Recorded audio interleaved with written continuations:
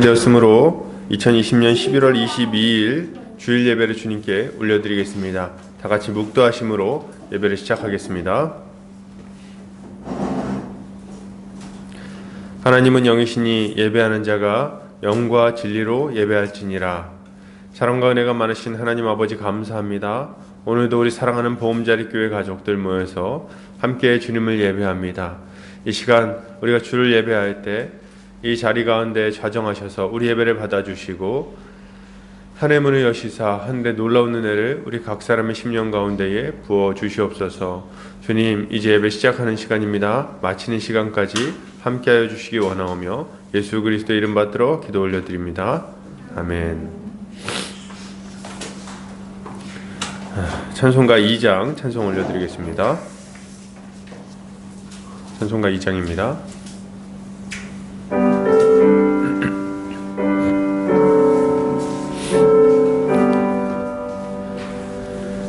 찬양 성부 성자 성령 성삼위일체께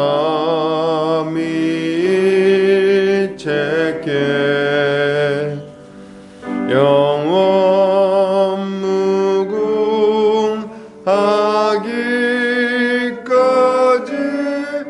영광을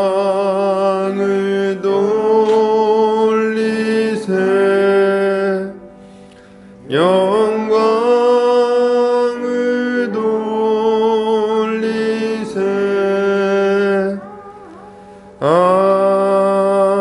아멘. 이 시간 다 같이 사도신경 하심으로 우리의 신앙을 고백하겠습니다. 성경 맨 앞 페이지를 참고하시면 되겠습니다. 고백합니다. 전능하사 천지를 만드신 하나님 아버지를 내가 믿사오며 그 외아들 우리 주 예수 그리스도를 믿사오니 이는 성령으로 잉태하사 동정녀 마리아에게 나시고 본디오 빌라도에게 고난을 받으사 십자가에 못 박혀 죽으시고 죽은 자 가운데서 다시 살아나시며 하늘에 오르사 전능하신 하나님 우편에 앉아 계시다가 저리로서 산자와 죽은 자를 심판하러 오시리라. 성령을 믿사오며 거룩한 공회와 성도가 서로 통하는 것과 죄를 사하여 주시는 것과 몸이 다시 사는 것과 영원히 사는 것을 믿사옵나이다. 아멘. 우리 시간 주님이 가르치신 기도하겠습니다. 하늘에 계신 우리 아버지여, 이름이 거룩히 여김을 받으시오며 나라 임하옵시며 뜻이 하늘에서 이룬 것 같이 땅에서도 이루어지이다. 오늘날 우리에게 일용할 양식을 주옵시고 우리가 우리에게 죄 지은 자를 사하여 준 것 같이 우리 죄를 사하여 주옵시고 우리를 시험에 들게 하지 마옵시고 다만 악에서 구하옵소서. 대개 나라와 권세와 영광이 아버지께 영원히 있사옵나이다. 아멘. 이 시간 우리 한 주간의 삶을 돌아보면서 주님께 회개하는 시간을 갖도록 하겠습니다. 다 같이 우리 죄를 주님께 자복하고 깨끗게 해주시는 주의 은총을 구하도록 하겠습니다. 다 같이 기도하겠습니다. 사랑이 많으신 아버지 감사합니다. 이렇게 주의 은혜를 구하며 또다시 예배 전에 나왔습니다. 주님 아버지, 우리가 한 주간 살아갈 때에 주님 앞에 정결하고 거룩한 삶을 살아가기보다는 여전히 죄에 매여서 죄의 사슬에 매여서 그렇게 주님 하루하루를 또 살았던 것들을 고백합니다. 주님 아버지, 우리가 이 모든 죄의 사슬에서 완전히 자유롭게 하여 주시고 우리가 예수 그리스도 그 십자가 보혈의 능력으로 정결케 되어 우리 주님을 예배하기에 합당한 심령들로 다 변화되게 하여 주시기를 원합니다. 우리의 죄가 진홍 같을지라도 양털보다 더 희게 하리라 약속하신 우리 하나님의 약속을 믿고 나아갑니다. 우리를 위한 화목제물 되신 예수 그리스도의 그 보혈을 의지하여서 우리의 죄를 주님 앞에 자백하오니 주여 그 보혈로 씻어주셔서 우리가 주를 마음껏 예배할 수 있는 의로운 자로 서게 하여 주시옵소서. 주님 함께하여 주시기 원합니다. 우리의 죄를 완전히 씻어주시고 다시금 하나님 앞에 서게 하시는 예수 그리스도 이름 받들어 기도드립니다. 아멘. 이 시간 우리 찬송가 438장입니다. 찬송가 438장 찬송 드리겠습니다. 찬송가 438장입니다.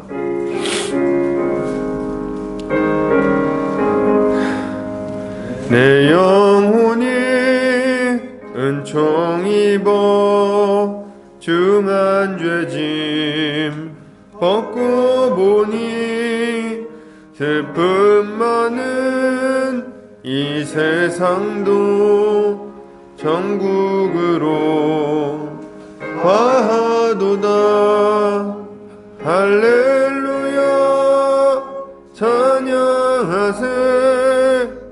내 모든 죄 사함 받고 주 예수와 동행하니 그 어디나 하느나라.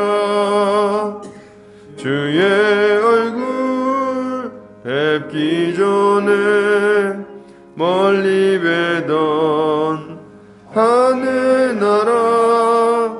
내 마음속에 이뤄지니 날로 날로 가깝도다. 할렐루야 찬양하세.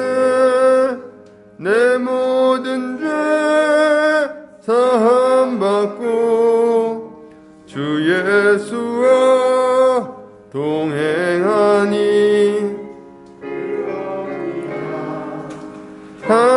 하느나라. 높은 산이 거친 들이 조막이나 궁궐이나 내 주 예수 모신 곳이 그 어디나 하느나라. 할렐루야 찬양하세. 내 모든 죄 사함 받고 주 예수와 동행하니 그 어디나 하느나라. 아멘. 이 시간 우리 대표에서 안정호 목사님 나오셔서 기도해 주시겠습니다.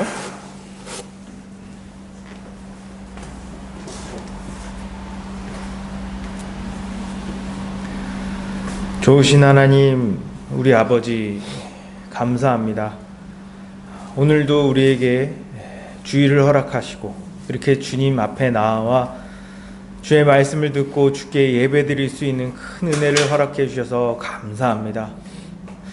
예수 그리스도의 십자가 은혜로 우리를 위하여 형벌적 대속 죽음으로 우리의 모든 죄를 사하시고 그의 부활하심으로 우리가 새 영혼을 몸이 새롭게 우리의 영혼이 새롭게 되었습니다. 하나님께 용서함을 받았고 또한 의롭게 되었습니다. 이 모든 예수 그리스도의 십자가의 은혜에 감사드립니다. 또한 우리 성령님으로 인하여서 우리가 이 땅 가운데서 죄 가운데 거하는 것이 아니라 하나님의 의로움 가운데 거하고 또한 예수 그리스도를 닮아갈 수 있는 크신 은혜를 우리에게 허락하여 주셔서 감사합니다. 주께서 우리에게 크신 은혜를 베풀어 주셨음에도 불구하고 우린 죄로 인하여서 매일같이 넘어지고 매일같이 쓰러지고 또한 매일같이 유혹에 넘어집니다. 아버지, 우리가 죄 가운데 있지 않게 하시고 우리가 주의 능력으로 이 세상을 능히 이겨낼 수 있는 은혜를 허락하여 주시옵소서. 우리가 하루하루 매일 주님을 의지함으로 이 죄에서 극복할 수 있도록 주께서 은혜 베풀어 주시옵소서. 그러기 위하여 우리가 주님의 말씀을 듣기 원합니다. 주께서 우리에게 하늘의 말씀을 알려주시기 위해 우리 마음 가운데 하나님의 말씀을 새겨주시기 위해 우리를 보금자리 교회로 보내셨습니다. 보금자리 교회 담임 목사님이신 안종현 목사님께 은혜를 베푸사 하나님의 말씀을 정확하고 바르며 풍성하게 선포하게 하여 주시고, 또한 그 말씀을 전하는데 그리고 우리 교회를 치리하는 데 있어서 어려움이 없도록 건강과 가정과 또한 사역과 재정적인 모든 영역 이 형통하게 하여 주시고, 또한 이 말씀을 듣는 모든 성도들이 하나님의 말씀을 온전히 받아들이고 그 말씀을 마음에 새겨 그 말씀에 순종할 수 있는 은혜를 우리에게 허락하여 주시옵소서. 또한 우리 모든 성도들 또한 삶이 평탄하고 또한 그로 인해서 더 주께 잘 섬기고 세상 가운데 빛과 소금으로 살아갈 수 있도록 은혜를 베풀어 주시옵소서. 아버지, 지금 세상은 점점 어려워지고 있습니다. 코로나가 다시 기승을 부리려 하고 있습니다. 이렇게 어려운 상황 가운데 주님의 뜻이 무엇인지 알게 하시고 또한 주님을 의지하여서 이 코로나를 잘 극복하게 하여 주시옵소서. 하루빨리 백신과 치료제가 나와서 더 이상 이제 코로나를 걱정하지 않고 일상적인 생활을 할 수 있고 우리의 일상적인 삶으로 돌아갈 수 있도록 은혜 베풀어 주시옵소서. 이 코로나로 인하여서 우리가 누리지 못하는 것들이 많이 있습니다. 제대로 된 교제와 제대로 된 교육과 제대로 된 예배를 드리지 못하는 면들이 많이 있습니다. 아버지, 이 모든 것들이 회복되고 이 모든 것들을 아주 기쁨으로 누릴 수 있는 그런 복된 날을 우리에게 다시 허락하여 주시옵소서. 그리고 이 모든 것들을 허락해 주심에 너무 감사하고 기쁨으로 다시는 이런 것들을 잃어버리지 않도록 최선을 다해 주께 예배드리고 기도하는 그런 하루하루가 될 수 있도록 주여 우리를 인도하여 주시옵소서. 주께서 금방 오신다고 하셨습니다. 세상은 점점 악해지고 있습니다. 이럴 때일수록 우리가 더 교회 안에서 하나님 나라를 드러내야 합니다. 그렇게 밝히 하나님 나라를 드러내어 교회만이 오직 소망이며 교회만이 오직 우리의 희망임을 드러낼 수 있는 보금자리 교회가 될 수 있도록 붙들어 주시옵소서. 주께서 우리 모두를 지켜주시고 보호하여 주시며 인도하실 것을 믿사오며 우리 주 예수 그리스도 이름으로 감사하며 기도합니다.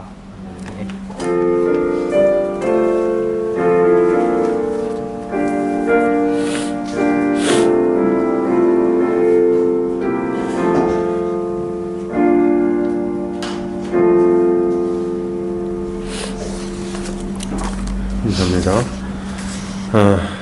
요리문답 하는 시간 갖겠습니다. 주보 오른쪽 면에 참고하시면 되겠습니다. 제가 질문하고 함께 답변하겠습니다. 질문합니다. 첫 번째 강구의 의미는 무엇입니까? 이름이 거룩히 여김을 받으시오며, 말의 뜻은 먼저 하나님 당신을 바르게 알고 모든 일을 통하여 그의 전능과 지혜와 성과 의와 자비와 진리가 우리의 삶, 곧 우리의 생각과 말과 행동을 지도하셔서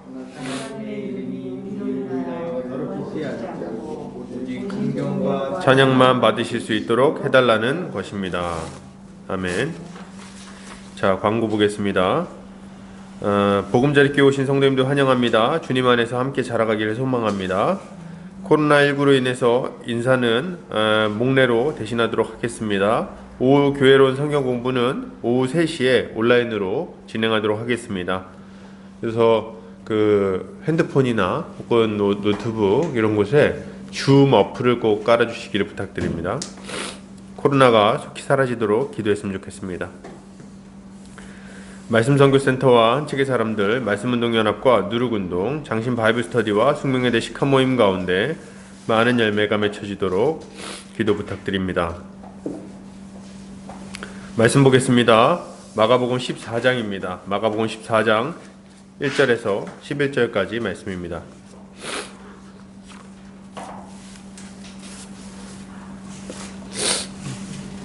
제 성경으로는 신약성경 79페이지에 있습니다.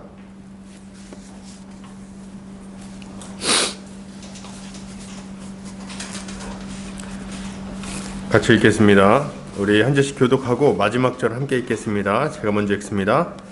이틀이 지나면 유월절과 무교절이라 대제사장들과 서기관들이 예수를 흉계로 잡아 죽일 방도를 구하며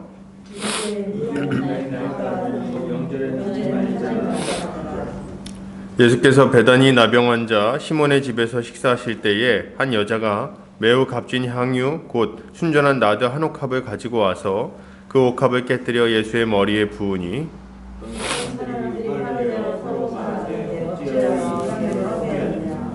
이 향유를 300데나리온 이상에 팔아 가난한 자들에게 줄 수 있었겠도다 하며 그 여자를 책망하는지라. 예수께서 이르시되 가만히 있으라 너희가 어찌하여 그를 괴롭게 하느냐 그가 너희에게 좋은 일을 하였느니라. 가난한 자들은 항상 너희와 함께 있으니 아무 때라도 원하는 대로 도울 수 있거니와 나는 너희와 항상 함께 있지 아니하리라. 그는 힘을 다하여 내 몸에 향기를 부어 내 내 손을 잔을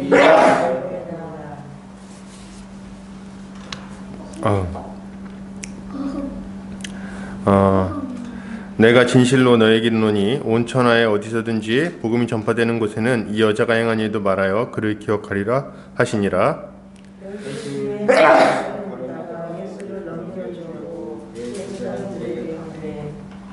같이 읽겠습니다. 그들이 듣고 기뻐하여 돈을 주기로 약속하니 유다가 예수를 어떻게 넘겨줄까 하고 그 기회를 찾더라. 아멘. 죄송합니다.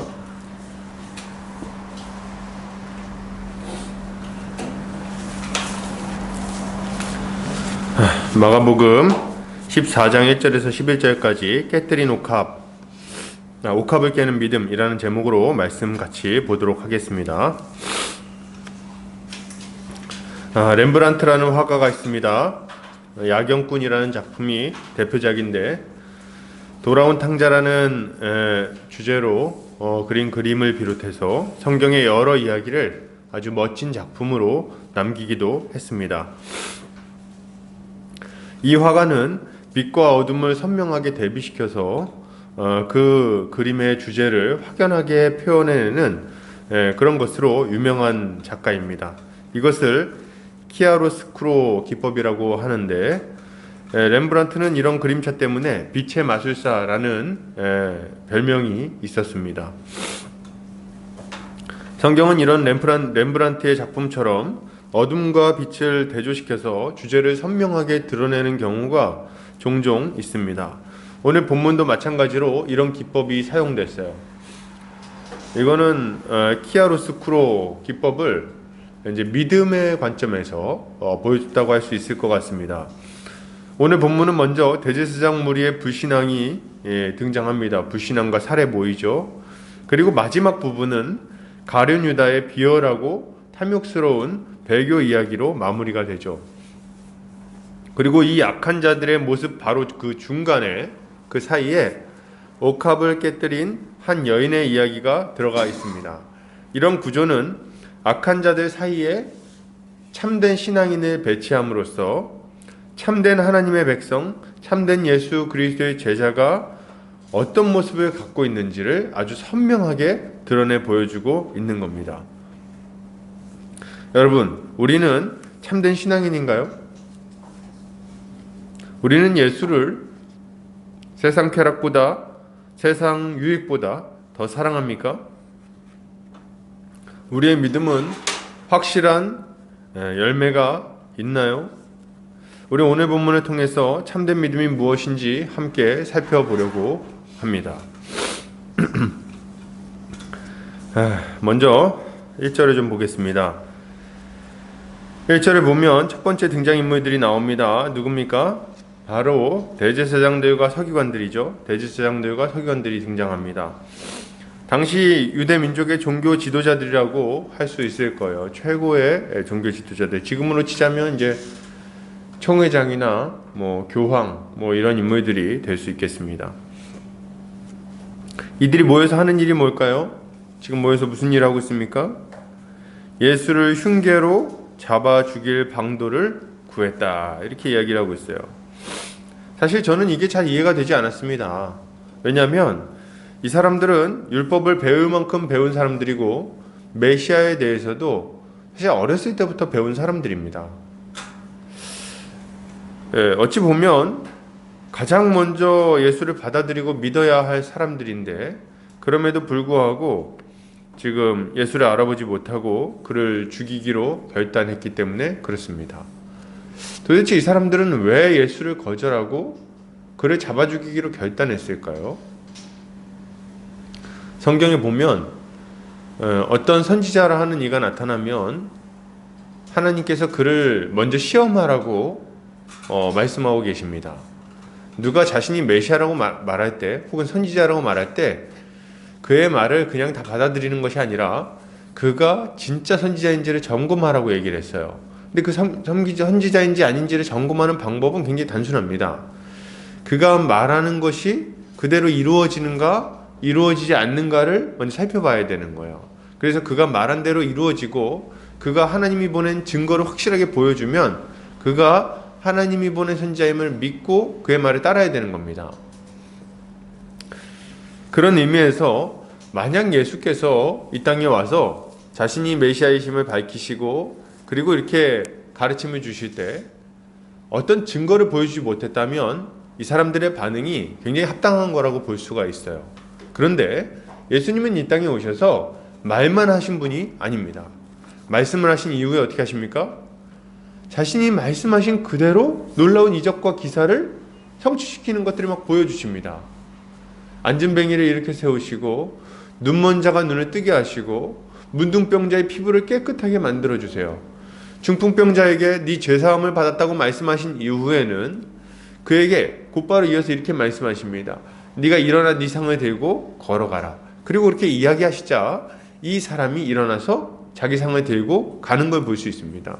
이런 걸 볼 때 예수님은 자신이 하나님으로부터 온 선지자, 하나님으로부터 온 메시아이심을 분명히 가르치셨을 뿐만 아니라 그 증거도 보여주셨다는 거예요.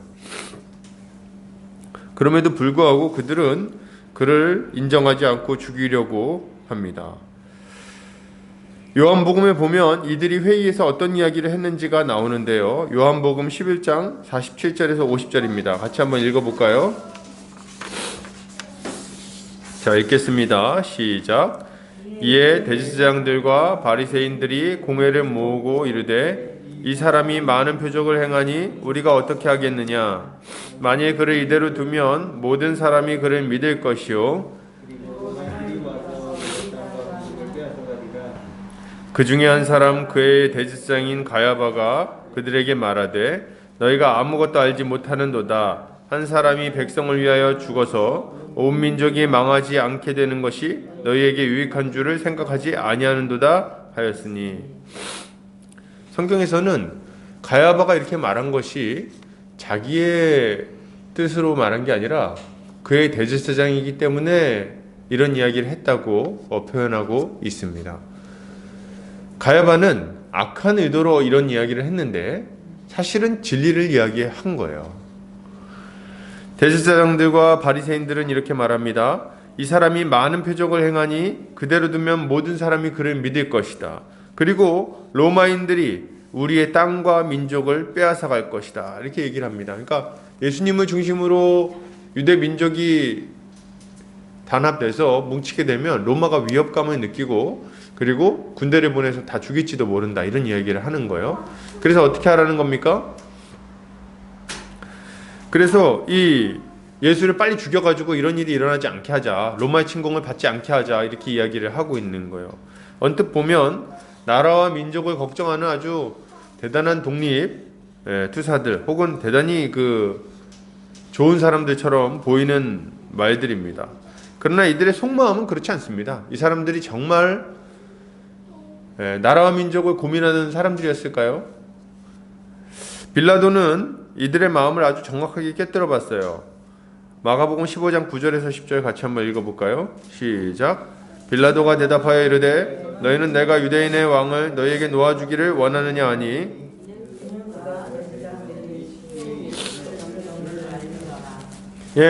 빌라도는 아주 정확하게 꿰뚫어 봤습니다. 뭐라고요?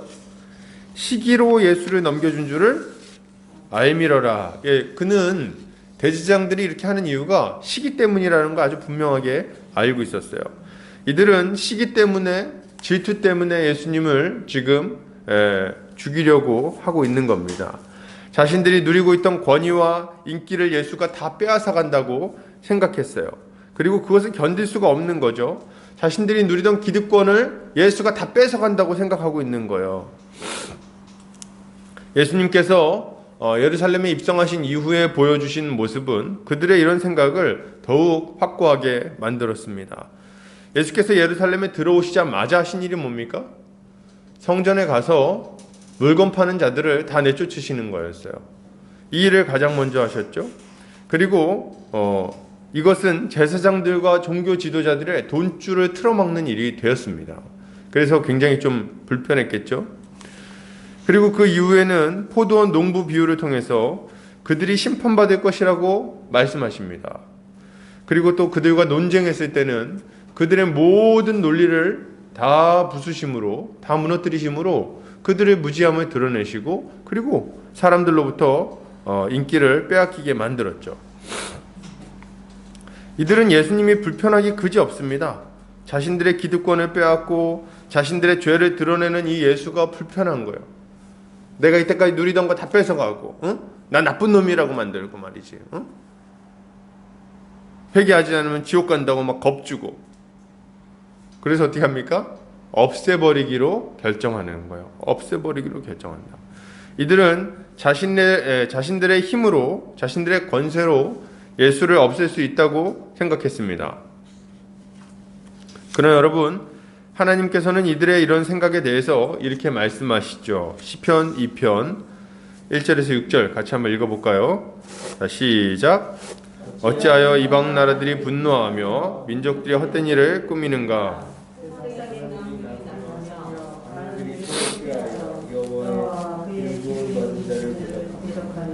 우리가 그들의 맨 것을 끊고 그의 결박을 벗어버리자 하는도다. 하늘에 계신 이가 웃으시며 주께서 그들을 비웃으시리로다. 그때 분을 바라며 진노하사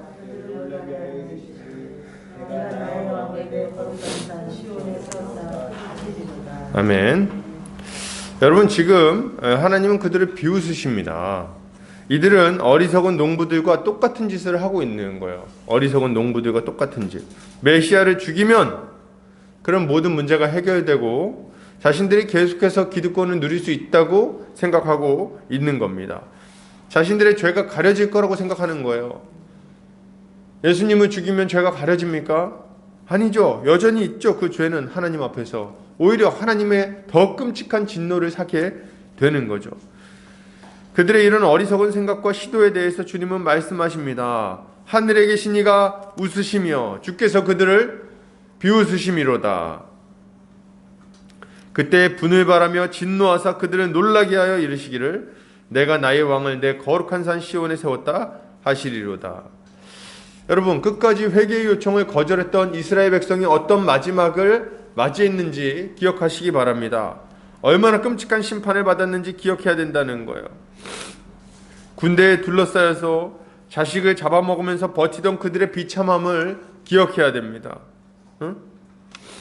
여러분, 하나님이 얼마나 많은 기회를 그들에게 줬습니까? 얼마나 회개할 기회가 많이 있었어요. 예수께서 그들의 잘못을 지적하시고 경고하신 게 한두 번입니까? 이적과 기사로 하나님의 능력을 나타내신 게 한두 번입니까? 병자를 고치시고 귀신을 쫓아내시고 풍랑을 잔잔케 하시고 오병이어의 기적을 베푸셨어요. 심지어는 죽은 나사로를 살리시기까지 합니다. 그럼에도 불구하고 회개하지 않은 사람들이 어떻게 하나님의 심판을 피할 수 있다고 생각합니까? 심지어 요한복음에서 이들이 예수를 죽이기로 모의한 것은 나사로를 살리고 난 다음이라고 기술하고 있습니다. 그러니까 어떻게 보면 예수님이 베푸신 이적 중에 가장 놀라운 이적을 딱 베푸신 이후에 그 다음에 이 자들이 예수님을 죽이기로 결단했다는 거예요. 여러분, 참 기가 막힌 일이에요. 여러분, 우린 이러지 않아야 됩니다. 하나님이 우리한테 베푸신 은혜가 얼마나 큽니까? 우리의 잘못을 알게 하시고 깨우쳐 돌이키게 하지 않으십니까? 우리의 죄를 씻을 수 있도록 십자가를 준비하고 계시지 않냐는 거예요. 하나님은 정말 우리를 오래 참고 오래 기다리고 계십니다. 그러니 여러분 예수를 믿어야 됩니다. 예수를 믿으셔야 돼요. 그만 죄를 회개하고 예수를 붙드시기를 바랍니다. 마음을 완악하게 하지 않아야 돼요. 우리 주님의 경고를 기억하셔야 됩니다. 로마서 2장 4절 같이 읽겠습니다. 시작. 혹 내가 하나님의 인자하심이 너를 인도하여 회개하게 하심을 알지 못하여 그의 인자하심과 용납하심과 길이 참으심이 풍성함을 멸시하느냐. 그러니까 하나님이 지금 인도해서 회개하게 하고 계신데 그걸 자꾸 무시하거나 멸시하면 안 된다는 거예요. 왜 그걸 거절하십니까? 하나님은 오래 참으시지만 영원히 참으시는 것은 아닙니다.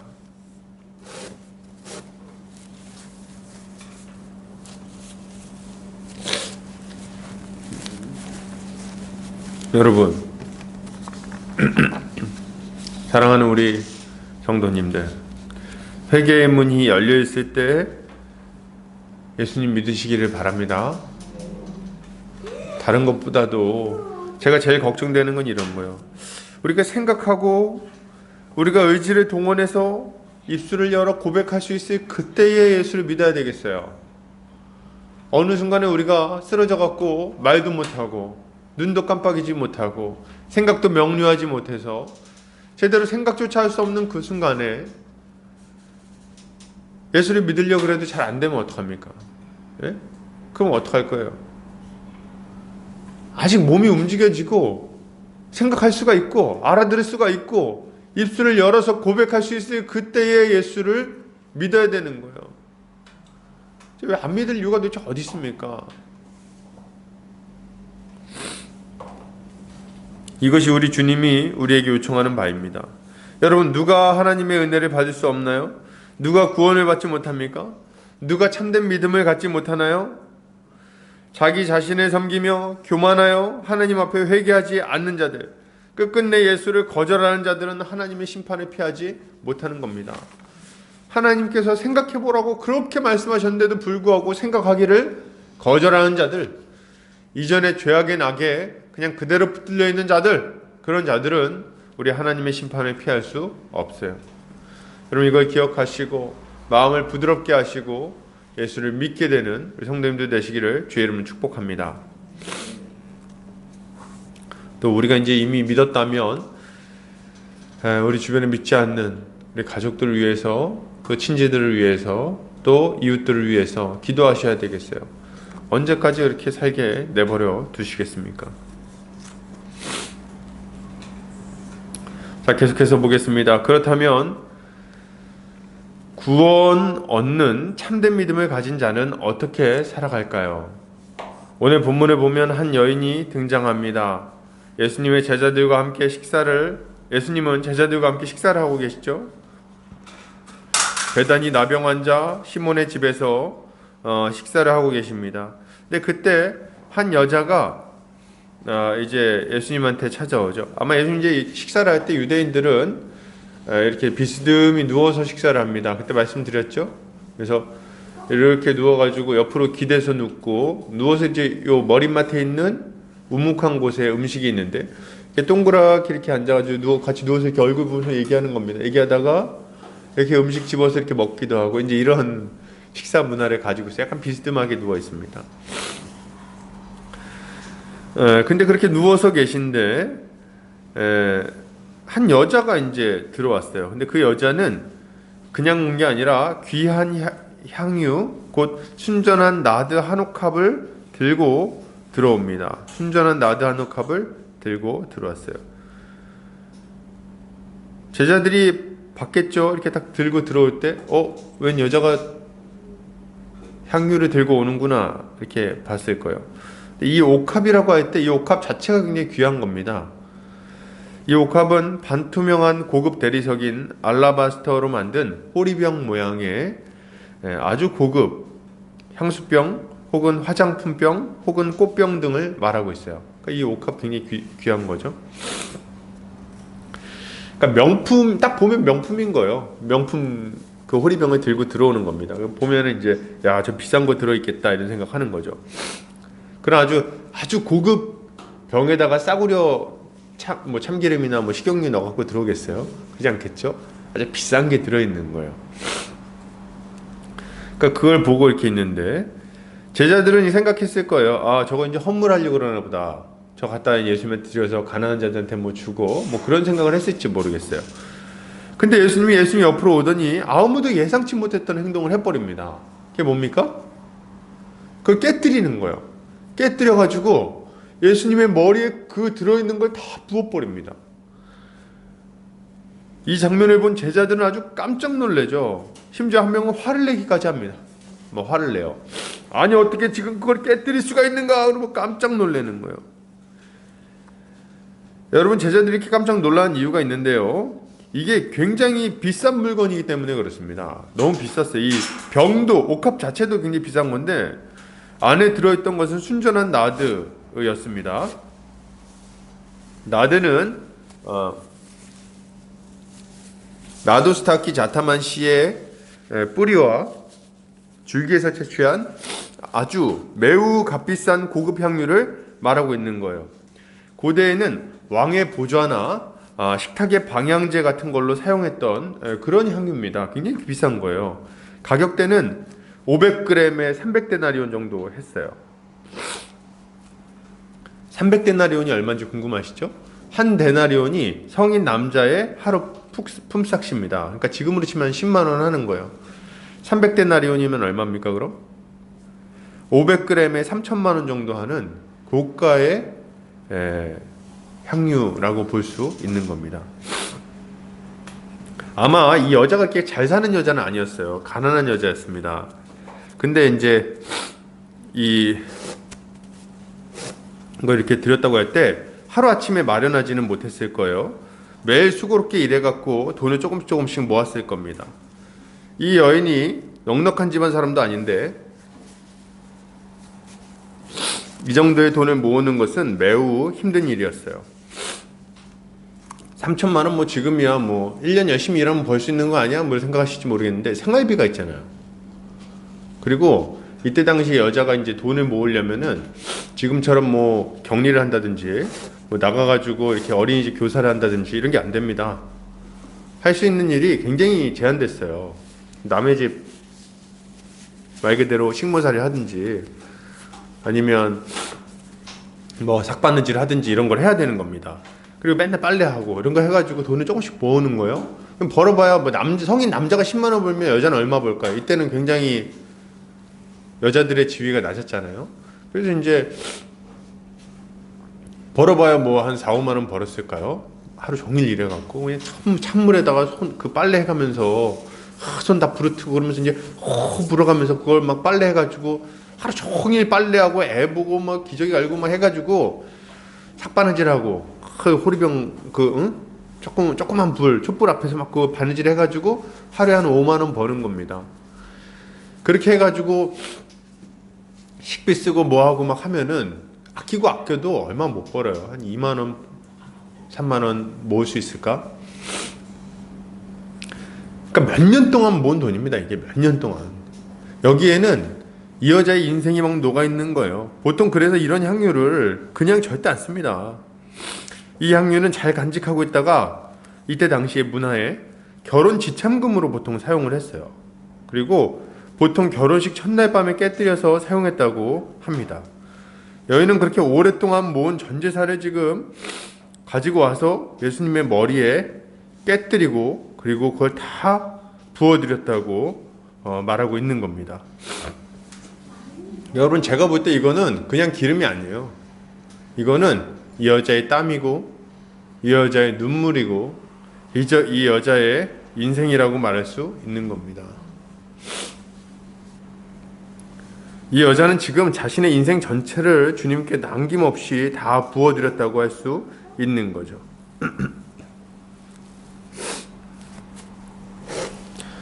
죄송합니다. 제가 지금 이게 비염이 좀 있어가지고. 여러분 참된 믿음은 뭘까요?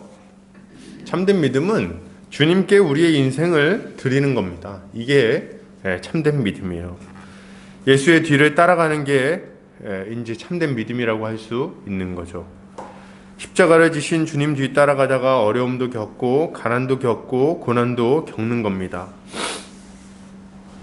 예수님 따라가다가 인생을 낭비하는 게 바로 믿음이에요. 왜요? 우리 주님은 너무 사랑해서 이렇게 살아가는 겁니다. 이것이 믿음이죠. 주님을 너무 사랑해서 인생을 낭비하는 것. 이것이 참된 믿음이고 제자의 셈이라고 말할 수 있겠습니다. 자, 그렇다면 여러분 계속해서 좀 볼 텐데 기독교인들은 어떻게 이런 삶을 살 수 있을까요? 먼저 이걸 생각해 봐야 됩니다. 어떤 분들에게는 이런 모습이 도저히 받아들여지지 않을 수 있다는 거예요. 도리어 이렇게 생각할 수 있겠죠. 저도 그런 생각을 살짝 했었는데 옛날에 아니 비싼 거를 왜 다 부어? 이렇게 생각하는 거잖아요. 비싼 거를 좀 적당히 붓고 아니 좀 이렇게 찍어 바르든지 말이야. 그죠? 이거 굉장히 비싼 거거든요.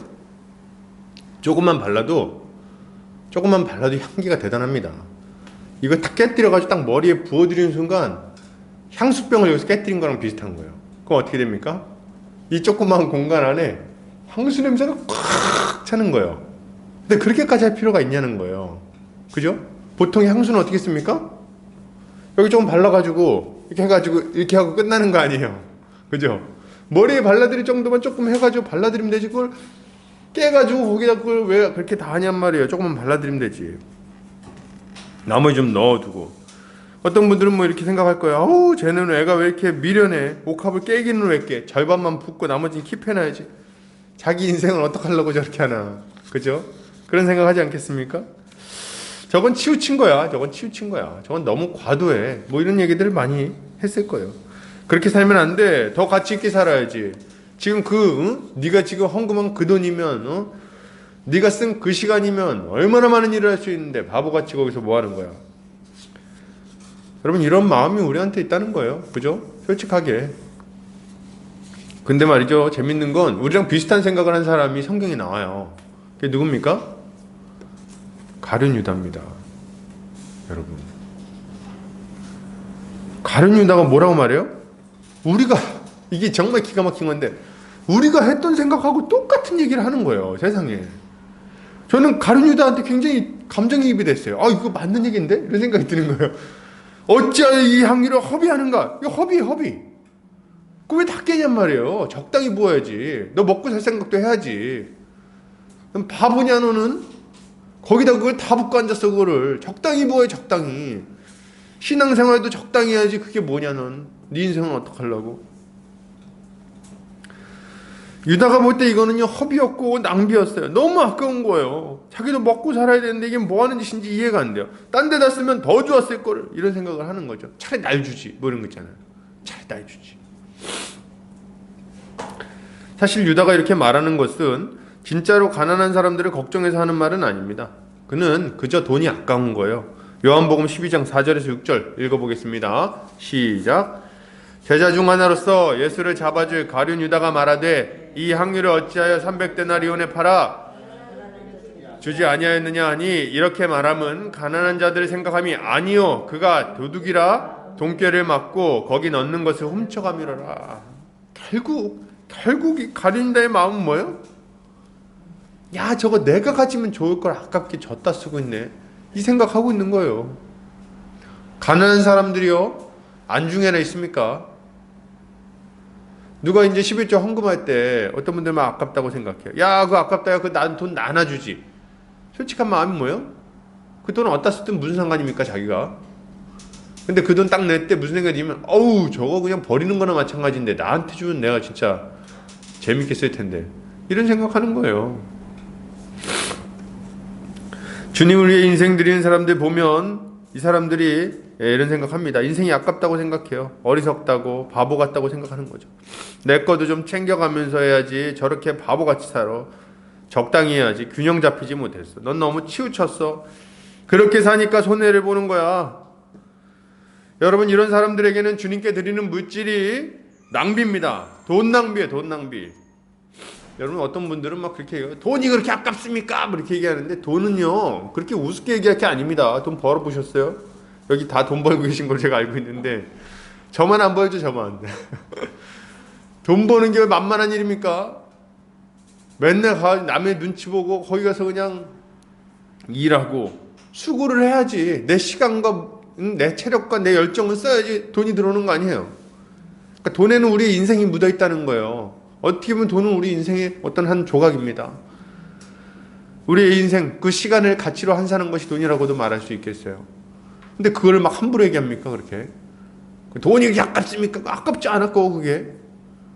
거기에 내 시간이 얼마가 투자됐는데.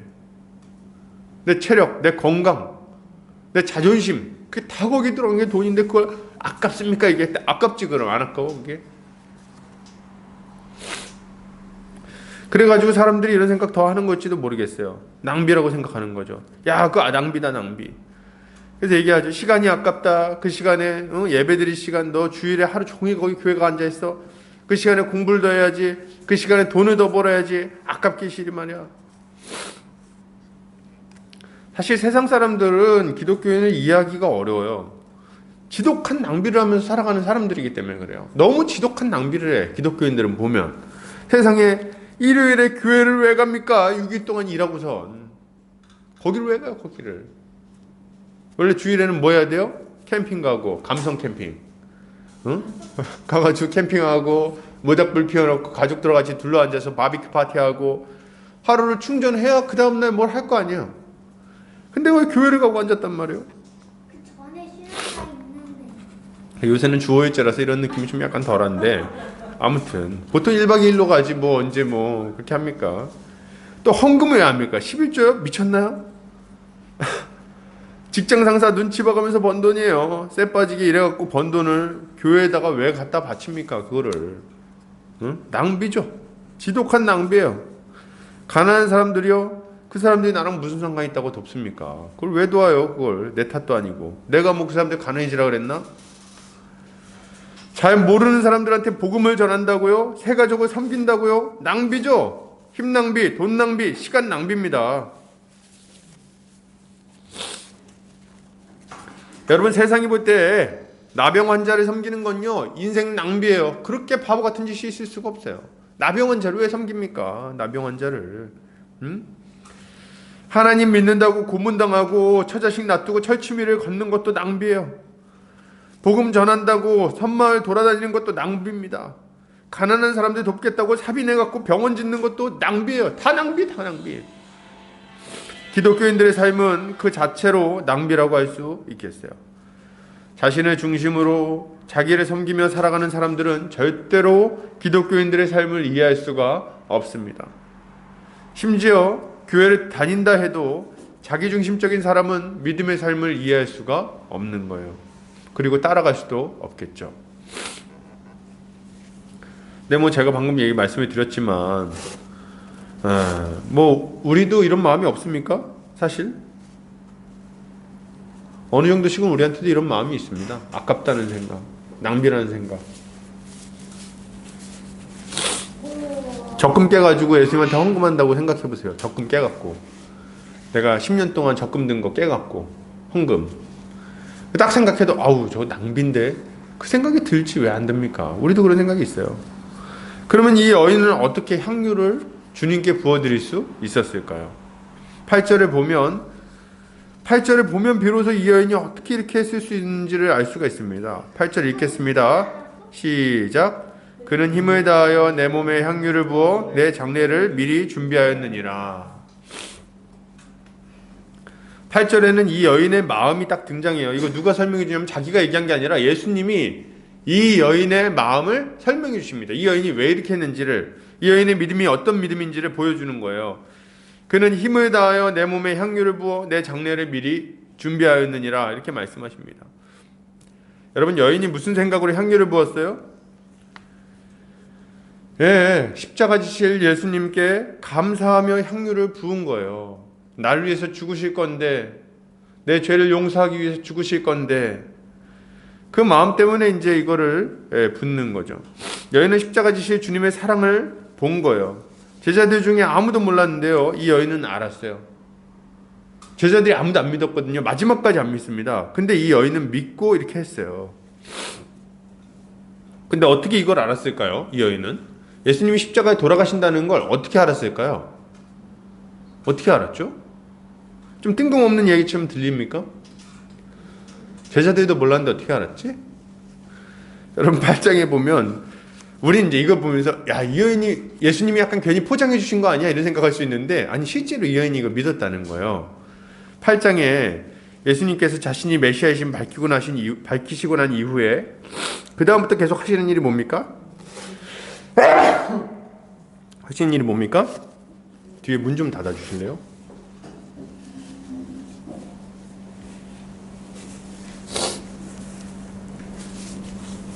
아빠? 거기는 바뀌고. 이제 보면 8장에 이 일이 있은 이후에 예수님이 자기의 메시아이심을 밝히시고 난 이후에 계속하시는 일은 가르치시는 겁니다. 아주 집요하게 가르치시는데요. 뭘 가르치세요? 자신이 십자가를 져야 한다는 것을 가르치십니다. 이거 가르치세요. 주님은 십자가에 죄송합니다. 이게 지금 아주 비염이 심하네요.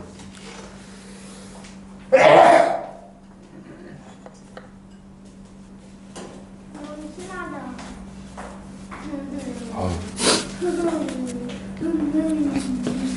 아빠. 네. 따뜻한 물 좀 주실래요? 요리를 해. 아우. 좋아. 찬입니다.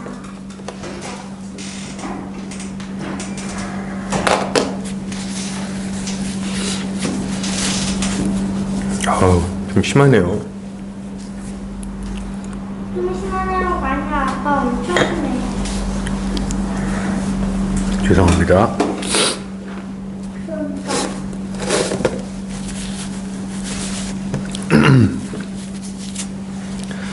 자, 십자가를 지시는 것을 계속 가르치셨어요. 주님은 십자가에 달리시고 3일 만에 부활하실 것을 계속해서 가르치셨습니다. 제자들은 안 믿었죠? 끝까지 안 믿어요. 거의 끝까지. 십자가에 달리실 때까지도 안 믿습니다. 그런데 놀랍게도 이 여인은 예수님의 말씀을 믿었다는 거예요. 그래서 자신을 위해 십자가에 달리신 예수님의 장례를 준비하는 마음으로 향유를 부어 드리는 겁니다. 여러분, 이걸 볼 때 우리가 알 수 있는 게 있죠? 뭡니까? 십자가의 사랑을 아는 사람은 자기 인생을 주님께 드리게 된다는 거예요. 여러분, 십자가는 뭘까요? 죄인을 위해 하나님이 보내신 존귀하신 독생자의 사랑을 보여줍니다. 우리를 위해 깨뜨리신 주님의 몸과 흘리신 보혈을 보여주는 거예요. 뭐가요? 십자가가. 여러분, 이 얘기를 꼭 제가 하고 싶었는데 재채기가 많이 나왔어요. 제가 너무 이 얘기를 하고 싶었어요. 여러분, 우리는 우리가 옥합 깨뜨린 것만 생각하죠. 인생 아까운 걸 생각하죠. 근데 우리가 옥합을 깨뜨리기 전에, 우리 인생을 깨뜨리기 전에 우리 주님이 먼저 자기 몸을 깨뜨리셨습니다. 십자가 위에서 자기 몸을 깨뜨리셔서 보배로운 피를 흘려주심으로 우리를 죄에서 구원해 주신 거예요. 우리 주님이 먼저 깨뜨리셨어요. 여러분, 그러니까 우리가 주님을 따라갈 수 있는 겁니다. 이 사랑을 모르는 사람들이 무슨 옥합을 깨뜨리고 헌금을 드리고 주님께 인생을 드리겠어요? 여러분, 이게 웬 말입니까? 예수님의 이 사랑 상상이나 되십니까? 우리의 모습을 한번 보세요. 우리 어떤 자들인가? 얼마나 이기적이고 얼마나 고집세고 얼마나 죄를 그냥 즐거워하는 자들인지 말이에요. 얼마나 여기 그냥 정말 인이 박혀가지고 거기에 사로잡혀가지고 도무지 벗어날 수 없는 자들 아닙니까? 조그만 일에도 화내고 조그만 일에도 낙심하고 조그만 일에도 그냥 원망하고 불평한 아주 완악한 자들 아니에요? 우리잖아요, 우리. 늘 죄 가운데 살면서 하나님을 대적하던 자들, 하나님의 은혜로 구원받았다고 말하면서도 여전히 죄 가운데 거하는 것을 즐기는 자들, 예수님의 섬김을 보고도 그러고 나서도 이기적으로 살면서 다른 이들을 돕지 않는 자들이 우리 아니냐는 거예요. 가만히 생각해 보면 주님이 우리를 구원하실 이유가 전혀 없습니다. 전혀 없어요. 정말 우리 하나님은 이해 안 가는 분이다. 그런데 이렇게 비천하고 이기적이고 못난 우리를 위해서 그 존귀하신 우리 주님이, 보배로우신 우리 주님이 십자가를 지셨다는 겁니다. 그 모진 고통을 좀 좋은 사람을 위해서 당했으면 이해라도 되는데 그 모진 고통을 나 같은 자를 위해서 당했다는 게 정말 믿어지십니까? 이게 이해가 되세요? 하나님의 아들이 어떻게 이 땅에 와서 저 보잘것없는 죄인들을 위해서 죽으십니까? 이거는요, 한마디로 얘기하면 낭비입니다. 낭비예요. 우리 주님이 낭비하셨어요. 하나님 낭비하셨어요. 여러분, 우리가 낭비하는 게 아니라 하나님이 낭비하셨어요. 하나님이. 우리 같은 자들한테 아들을 보내시는 게 말이 됩니까? 우리 같이 못돼 처먹은 인간들한테 말이죠. 아들을 보내다니요. 우리 같이 완악한 자들을 위해서 십자가를 지시다니요. 그 목숨을 내어 놓으시다니요. 이게 웬 말입니까? 이게 웬 낭비입니까? 예수님의 이런 십자가 사랑을 아는 사람은 자신의 삶을 드릴 수 있는 겁니다. 그 사랑을 아는데 가만히 있을 수 없는 거죠. 예, 우리 주님의 낭비가 어떤 것인지를 안다면 우리의 인생이 더 이상 낭비라고 생각되지 않는 겁니다. 그런데 말이죠, 막상 주님한테 드리려고 그러면 드릴 게 별로 없어요. 여러분, 드릴 게 없어요. 주님보다 돈이 많아서 돈을 드립니까? 아니면 주님보다 권세가 많아서 주님 뒤를 봐줄 겁니까? 주님한테 드릴 게 없어요. 우린 가진 게 없습니다. 다 우리가 가진 게 없어. 우리의 마음, 우리의 몸밖에는 드릴 게 없는 겁니다. 그래서 뭐 드려요? 우리의 몸, 우리의 마음, 그거 우리 주님한테 올려드리는 거예요. 찬송가 143장에 보면 이렇게 얘기하죠. 늘 울어도 눈물로써 못 갚을 줄 알아. 몸 밖에 드릴 것 없어 이 몸 바칩니다. 그죠? 이게 정말 정확한 고백이에요. 드릴 게 몸밖에 없어. 그죠? 그래서 이거 드리는 거예요. 사실 우리 인생이 뭐 주님한테 그렇게 큰 유익이 있겠습니까? 우리가 아무리 열심히 한다 한들 우리 하나님 보시기 그게 뭐 그렇게 큰 가치가 있겠냐는 거예요. 전 우주가 다 주님 것 아닙니까? 그러나 여러분 기억하세요. 우리가 우리 인생을 주님께 올려드릴 때 우리 주님은 그것을 아주 기쁘게 받아주십니다. 고까지 건 뭐 드렸다고 너 나한테 지금 유세 부려? 이렇게 안 하시고 아주 귀하게 보신다는 거예요.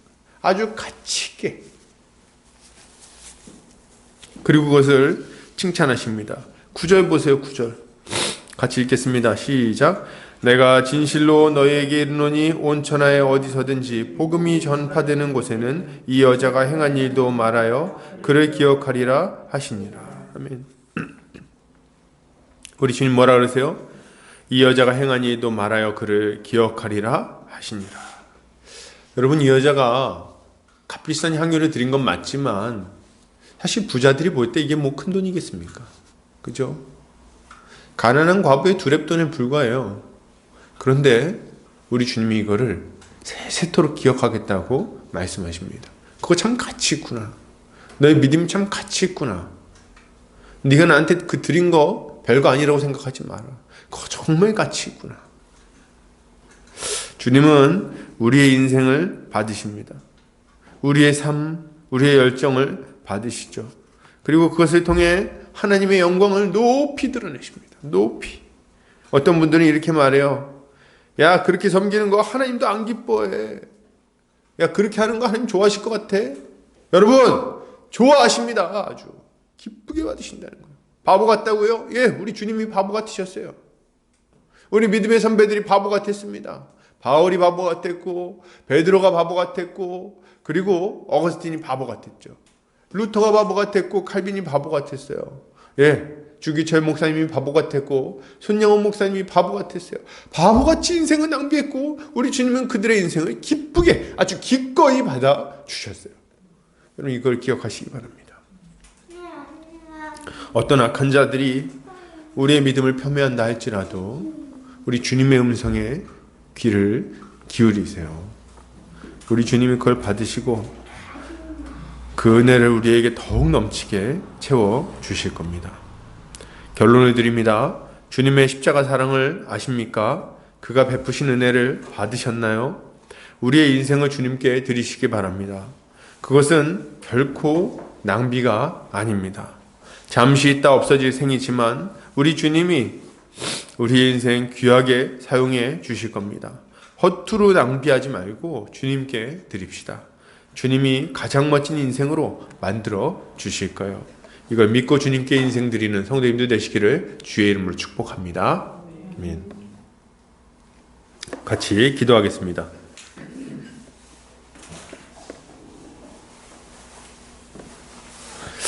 사랑이 많으신 아버지 하나님 감사합니다. 우리 사랑하는 보금자리 교회 우리 형제자매들과 함께 이렇게 말씀 보았습니다.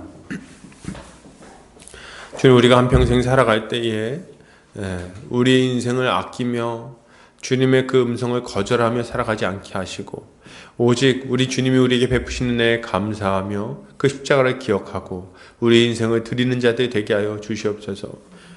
우리 하나님께서 독생자를 보내어 주셨는데 이보다 더 큰 낭비, 이보다 더 거룩한 낭비가 어디에 있습니까? 우리가 그 낭비로 구원받아 싸우니 주여 아버지 우리 인생 아깝다 생각하지 않게 하시고 기꺼이 주님께 올려드려 칭찬받는 자들 되게 하여 주시옵소서. 주께서 우리 인생을 그렇게 받아주시기 원하오며 예수 그리스도의 이름 받들어 기도 올려 드립니다. 아멘. 찬송가 50장 1절 찬송하면서 헌금하는 시간 갖겠습니다.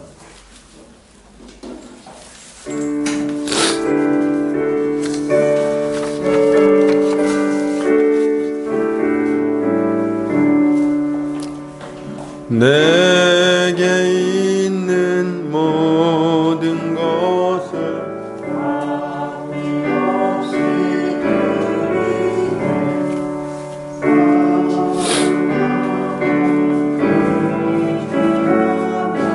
주만 따라 살리라 주께 드리네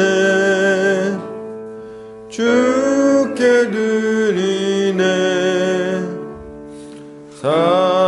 사랑하는 구주 앞에 모두 드리네 아멘. 기도합니다. 사랑이 많으신 아버지 하나님 감사합니다. 우리 사랑하는 보금자리 교회 형제자매들 모여서 또 이렇게 함께 예배하게 해주신 것 감사를 드립니다. 주님, 우리가 마음을 모아 주님 앞에 묻지 드렸사오니 주님 받으시고 마음껏 사용하셔서 주의 몸된 교회를 거룩하게 세워 주시옵소서. 주님, 우리 한평생 살 때에 돈 아깝다 생각하지 않게 하시고 주님, 오직 우리 주님이 우리에게 주신 것을 기뻐하며 감사하고 이것을 기꺼이 주님께 다시 올려드려 또 많은 자들을 돕는 일에 사용하게 하여 주시옵소서. 주님, 우리 사랑하는 성도들 믿음을 위하여 기도합니다. 주님, 한 명 한 명 주님께서 거룩한 믿음 주셔서 정말 구원 얻기에 합당한 자들로 다 세워지게 하여 주시옵소서. 죄에게 사로잡히지 않게 하시고 오직 하나님께 사로잡혀 한평생 정말 자신의 인생을 주님께 드리는 귀한 인생 되게 하여 주시옵소서. 주님 아버지, 그 가족들 가운데 믿지 않는 형제자매들이 있습니까? 주님 아버지, 불쌍히 여겨주시고 아직 믿지 않는 자들의 마음문을 두드려서 그들의 마음문을 여시고 예수를 믿게 되는 역사가 있게 하여 주시옵소서. 거룩한 변화의 역사가 나타나게 하여 주시옵소서. 그 마음 가운데 예수 그리스도가 좌정하시는 것이 무엇인지를 경험하게 하여 주시옵소서. 그리하여 인생이 완전히 달라지고 그 생 가운데에 하나님의 은혜가 넘치게 하여 주시옵소서. 주님 아버지, 아직 어린 영혼들 기억하여 주시고 주님, 어려서부터 하나님의 말씀으로 양육받아 다음 세대를 감당할 만한 좋은 일꾼들로 다 세워지게 하여 주시옵소서. 주님 아버지, 이 어려운 시기에 주께서 우리를 붙들고 계시오니 우리 성도들 건강을 지켜주시고 그 마음과 믿음도 다 지켜주시옵소서. 하나님께서 우리와 함께하여 주시기를 원합니다. 이제는 예수 그리스도의 은혜와 하나님 아버지의 극진하신 사랑하심과 성령의 감화 감동 교통인도 충만하신 은혜가 이제 이 향유를 부어드린 여인처럼 자기의 인생 전체를 주님께 부어드리기로 결단하는 형제자매들 머리 위에 보금자리 교회 위에 이제로부터 영원까지 함께 있을지어다. 아멘.